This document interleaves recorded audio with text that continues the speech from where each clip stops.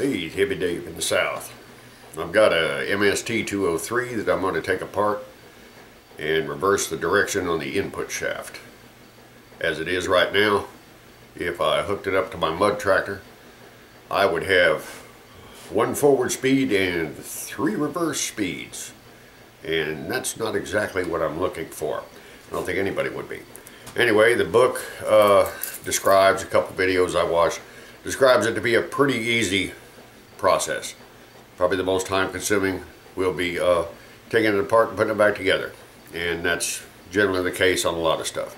Anyway, we'll get right to it.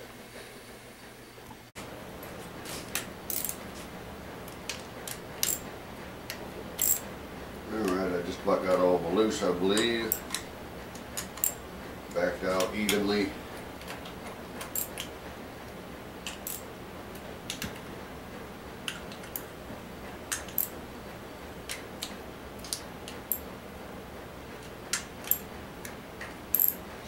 Damn shame. Surplus Center said this was a clockwise rotation, and as it turns out, it is a counterclockwise rotation. And I called, talked to tech support, and they claimed that it was correct. It was clockwise rotation. I guess more people need to use analog watches like Doc said.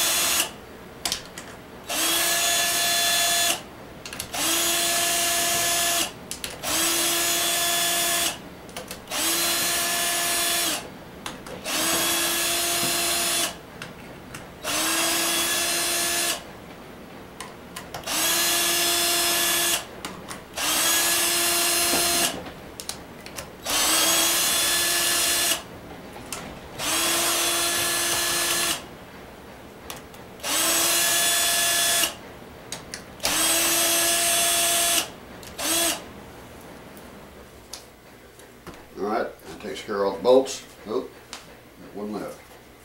3 left.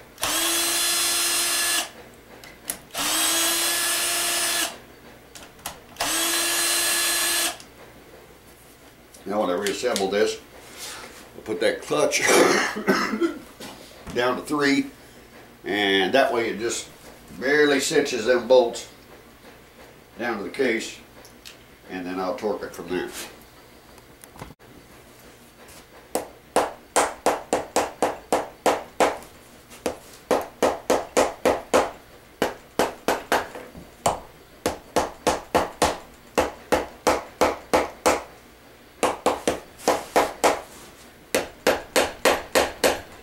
Don't seem to be doing much good there, I'm sure.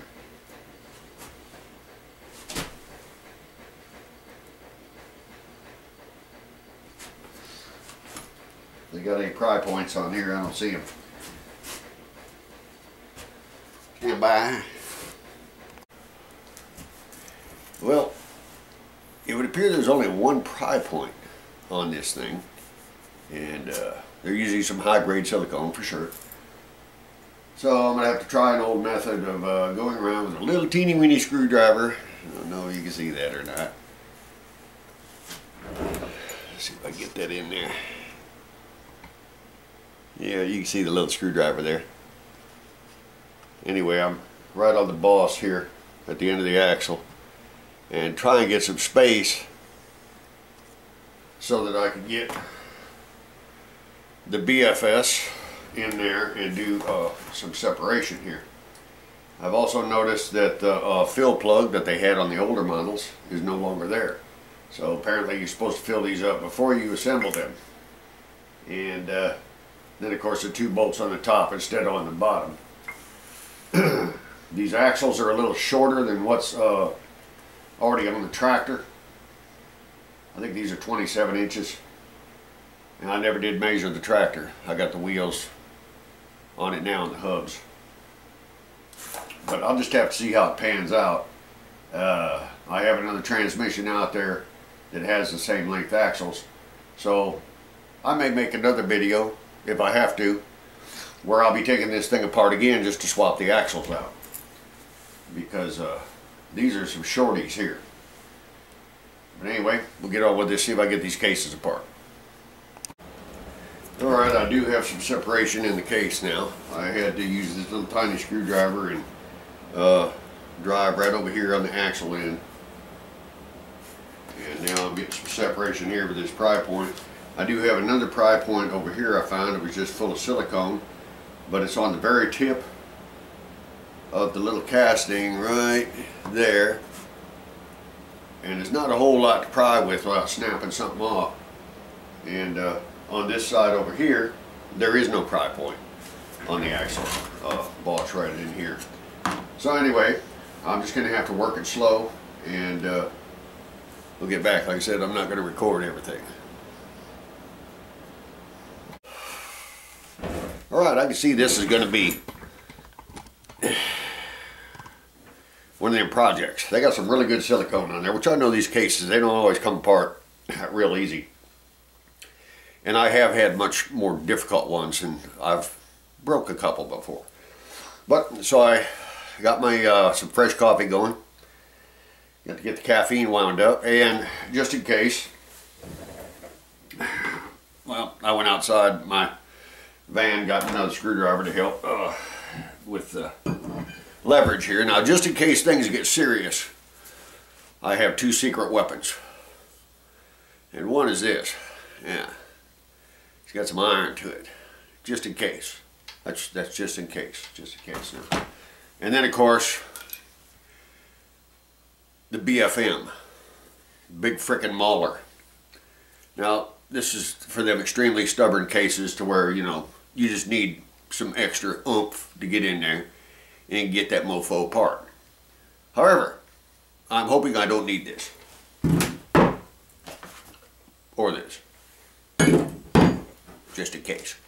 Alright, stand by. Alright, okay. I don't know if you can see it, but we have case separation. And all I did was really just work back here on these bosses with the big bolts go to mount it. And once I broke the seal, left the screwdriver over here, started working on this side a little bit. Once you pop that seal, it comes right up. But I'm sure it's been said 100 times before by guys that have did 100 times more of these than me, that you youngins just need to learn a little patience when you're working on it. And of course, make sure all your bolts are out before you start doing this crap. But anyway, I'll go ahead and pull the top off, and we'll see what we got to reverse the input direction.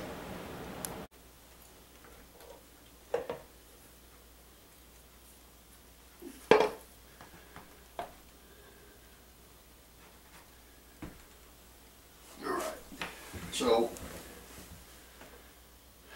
if I'm to understand this correctly, I'm going to zoom this in here so I can get it on that gear cluster right there. And all I have to do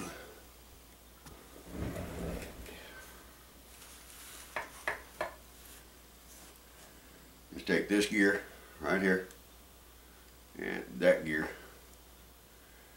and swap them. And that's all it will take. So anyhow, I'll figure this out. I'm going to go get my other camera so I can take some high definition pictures for somebody that wanted them. Oh, there we go. I can zoom right in on there. Does nicely. But this one here has to go over here. And that's all it should take. What I understand. But we're going to find out. Back shortly. Well, it appears that all I've done is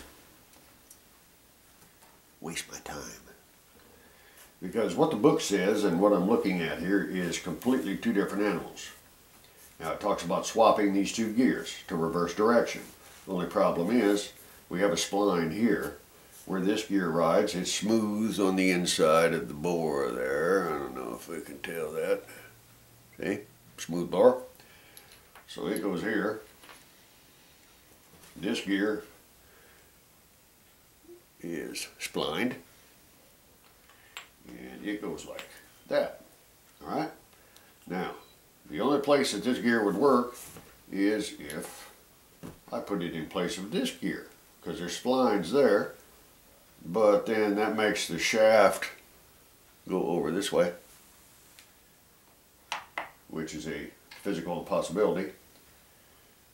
So, and the book is not very explicit on how it's worded, so the only thing that I can think to do is I have an MST 205 that I was going to save for a different project, but apparently I'm going to have to gut it and take two transmissions and make one, because the only way I see this would work is if you change a shaft, not a gear.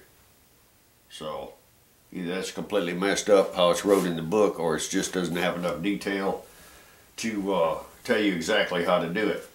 But that's the only thing I see. So I'm going to put this back together and button it up. And stay tuned for when I gut the other one. And I'm going to take two and make one. It's the only thing I can see to do. And I just about make it a 5-speed. Hippie out.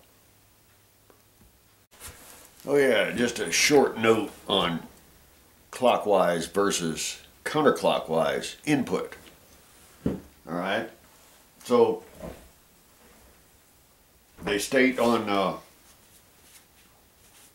surplus that this is a clockwise rotation. Okay, so back in my day, in the mechanic days, that would mean that this transmission operates with a clockwise rotation as you're looking down at it. Alright, so down here, if you flip the case up and you're turning it clockwise, it's going counterclockwise, looking at it this way. Now maybe that's how they define it, because if you run it clockwise, the direction that a Briggs motor runs, and a Kohler and a Tecumseh, this gear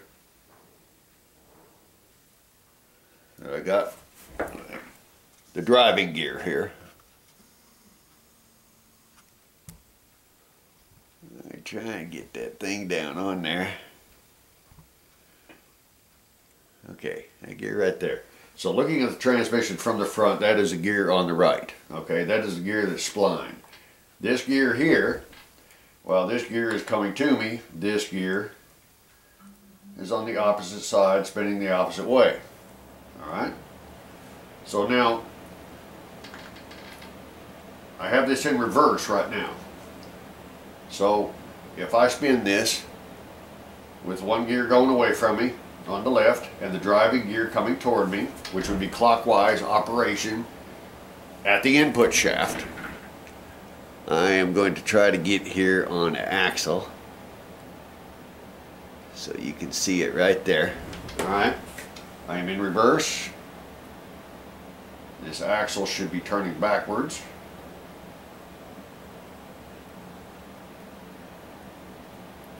But as you can see, it is going forward. Now, if I change the direction and I go counterclockwise at the input shaft over here, so I'm zoomed out too far. Alright, turn these gears the opposite way. That means the driving gear away from me.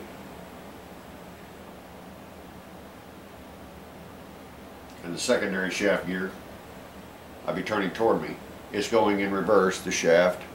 You can see the keyway coming up. Now it's going in reverse as it should.